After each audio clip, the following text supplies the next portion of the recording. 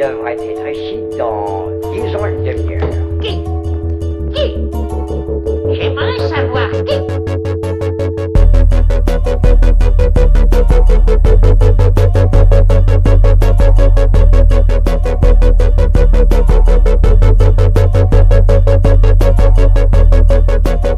Les amis, bienvenue dans la télé-réalité de la cétose. Ceux qui arrivent et découvrent cette chaîne, bienvenue à vous sur Super Keto, ma chaîne sur le régime cétogène.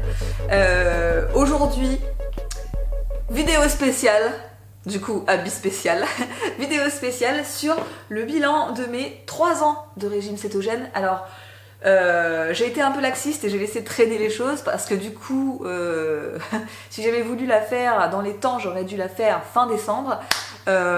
Et on est fin avril, donc enfin mi-avril, donc là ça fait plutôt 3 ans et bientôt 4 mois, mais c'est pas grave parce que le but c'est surtout de vous dire comment ça évolue pour moi ce régime cétogène.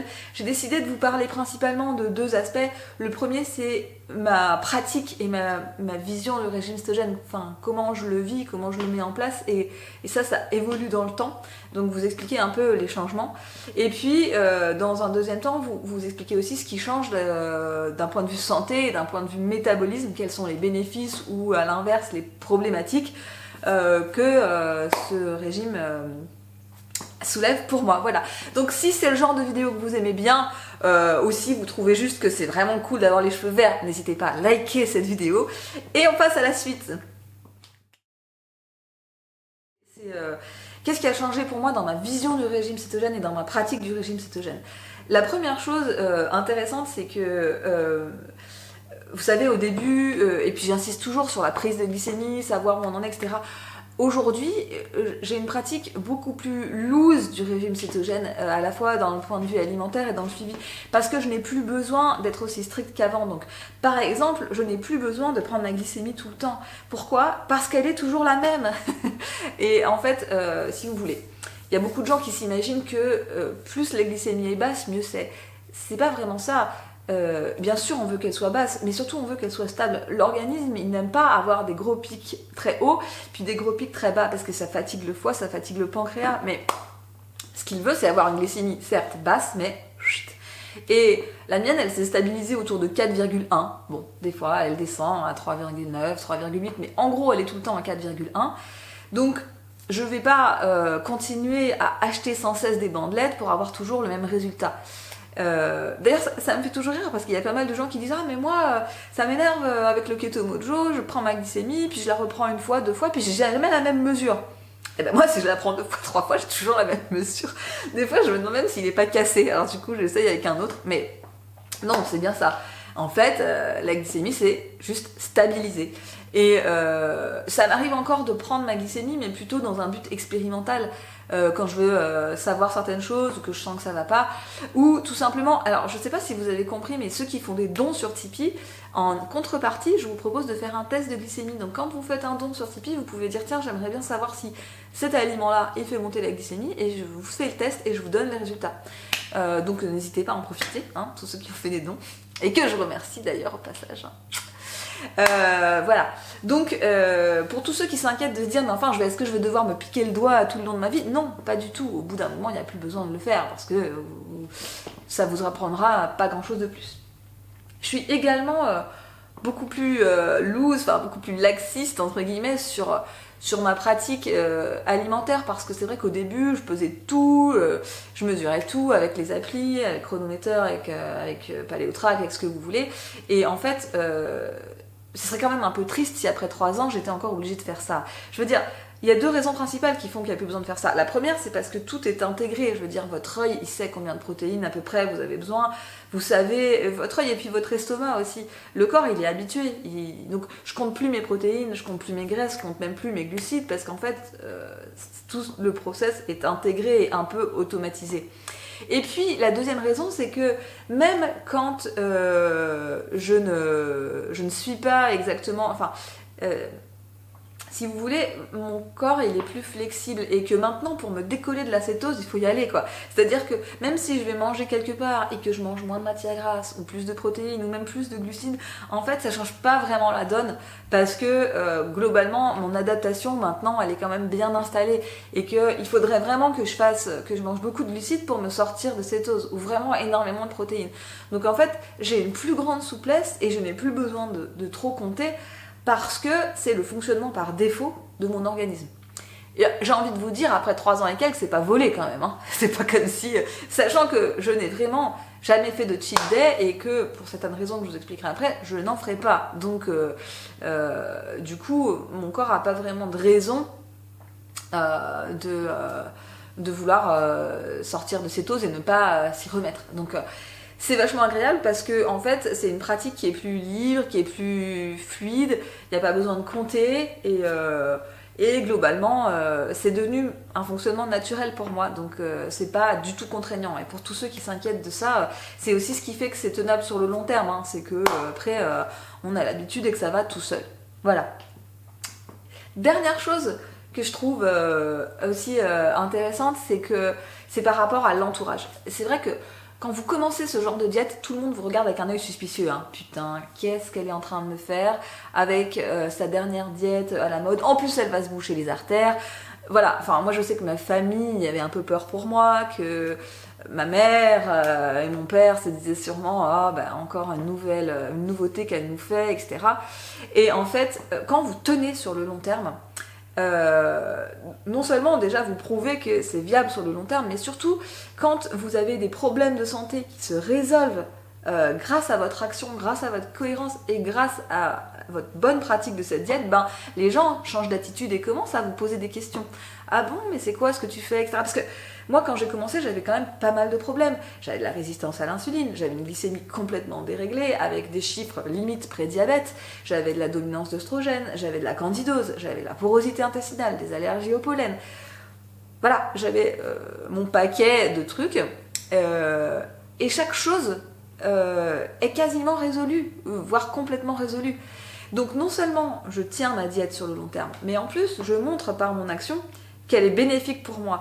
Chaque fois que je fais des analyses de sang, c'est toujours nickel, au niveau du cholestérol, des triglycérides, tout s'améliore à chaque fois. Donc quelque part, quand vous faites ça, quand vous montrez en fait par votre action et par votre cohérence que vous arrivez à soigner vos propres problèmes, ben, vous êtes un exemple de la vérité et vous êtes un exemple de ce que vous avancez et c'est la meilleure des choses parce que vous savez jamais qui vous pouvez influencer même passivement.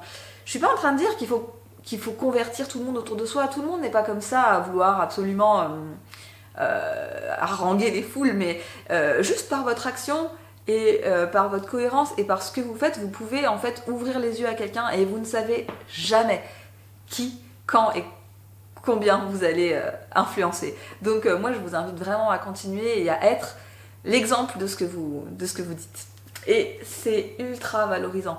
C'est un retour en fait, la reconnaissance des autres qui passe de saleté de régime à la mode à c'est peut-être intéressant finalement, ben, c'est vachement... Enfin, moi je trouve que c'est gratifiant et voilà, ça me fait plaisir. Après, il n'y a pas que des bons côtés. Hein. Et si je devais parler des mauvais côtés, il faut quand même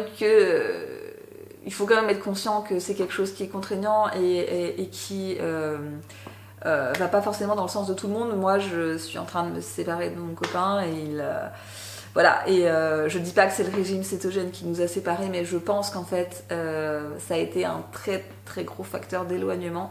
Parce que dès le départ, il m'avait dit, mais alors on va plus manger ensemble, on va pas manger à la même heure, parce que moi en plus je voulais manger tôt, et puis on va pas aller au restaurant, et puis moi je voulais me coucher tôt, enfin, et je pense qu'en fait il y a des couples où ça peut fonctionner, et il y en a d'autres pour qui c'est très important de manger ensemble, et voilà, je vais pas vous cacher que je pense que ça a été un gros facteur pour nous de division et que ça peut l'être pour d'autres personnes, et je le vois aussi en coaching, il y a des couples, c'est difficile de pas aller se coucher à la même heure, etc. Et voilà, ça reste un problème que du coup je n'ai pas résolu, hein. Je n'ai pas de solution pour vous. Je sais que moi, si je devais revenir en arrière, je le referais pareil. Et et que je suis contente d'avoir fait ça, je suis contente d'avoir fait ça pour ma santé, et voilà. Alors, pour ce qui est de la partie métabolique, quels sont les bénéfices que j'en retire? Alors, je vais pas revenir sur les choses que j'ai déjà dites dans ma vidéo des 2 ans, je vais revenir sur la différence majeure qui s'est fait pour moi cette année. C'est-à-dire que si vous me suivez depuis un petit moment, vous savez que, bon, moi je voulais quand même perdre du poids, je voulais quand même être moins grasse. Et surtout dans la 2e année, j'ai fait beaucoup de tentatives, j'ai fait beaucoup d'expérimentations avec des compléments alimentaires, des protocoles de ci, de ça, de jeûne intermittent, et finalement sans résultat. Et en fait, j'ai fini par comprendre que je ne pourrais pas maigrir tant que j'aurais pas résolu certains problèmes métaboliques. Et pour moi, ça s'est assez vite identifié. J'ai un souci d'hyperporosité intestinale qui fait que, je vous l'ai déjà dit, hein, quand les intestins ça va pas bien, le métabolisme ça va pas bien, hand in hand. Et du coup, je me suis dit, ok, je vais mettre mon attention là-dessus. Et vous le savez, depuis le début que je fais cette chaîne, j'ai toujours été très stricte. J'ai toujours dit, faut éviter les noix, faut éviter la caséine à tout prix, faut éviter les produits laitiers parce que c'est agressif pour l'intestin. Donc ça a été difficile pour moi, mais je l'ai fait. J'ai fait beaucoup de cures de collagène, j'ai fait tout ce qu'il fallait, si vous voulez, pour préserver l'intégrité de mon microbiote et réparer ma paroi intestinale. Et j'ai vraiment mis mon focus là-dessus.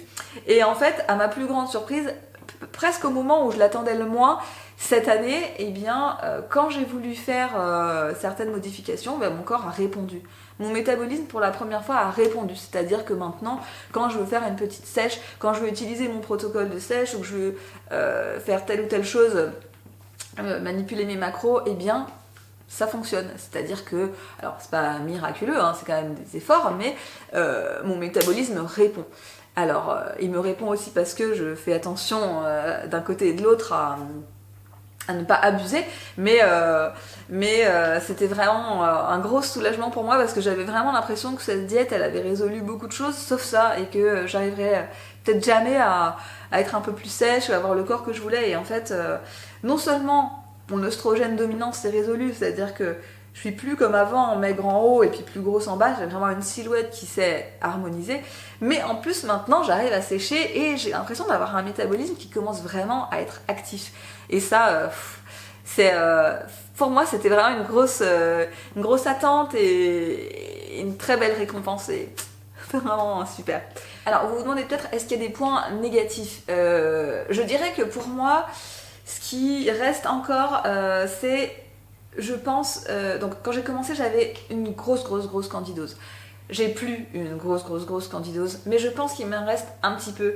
Je pense que déjà ça part jamais complètement, il reste toujours un peu de candida, mais moi typiquement, je sais que ça c'est pas complètement résolu pour moi, et c'est ce qui fait aussi que mon intestin n'est pas complètement réparé. Parce que tant qu'il y a de la candidose, il y a quand même un peu de porosité.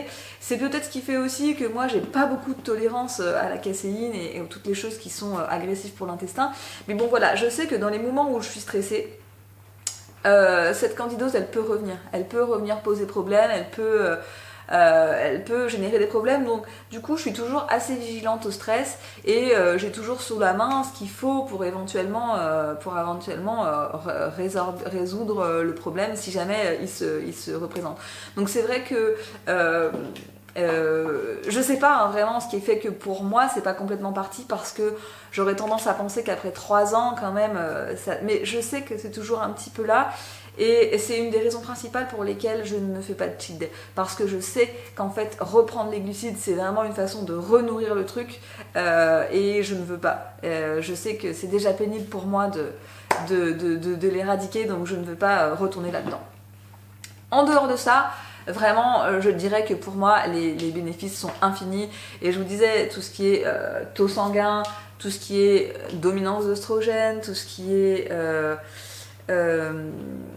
résistance à l'insuline, porosité intestinale, allergie, tout ça c'est tellement bien régulé que vraiment je suis infiniment reconnaissante au régime cétogène, et évidemment que j'ai prévu de continuer là-dedans parce que ça m'a apporté tellement et ça continue de m'apporter tellement que je ne vois pas comment je pourrais revenir en arrière, je ne vois pas comment je pourrais avoir envie de revenir au fonctionnement d'avant où j'étais fatiguée, où je n'avais pas d'énergie et que j'avais tout un tas de problèmes de santé. Donc pour moi c'est un no-brainer, c'est que je veux continuer continuer. Et puis je veux continuer aussi et je veux approfondir mes connaissances parce que j'ai envie que les gens sachent le faire de la bonne manière, d'une manière qui sera hypotoxique, qui permettra pour eux d'avoir le plus de bénéfices, de bénéfices de santé.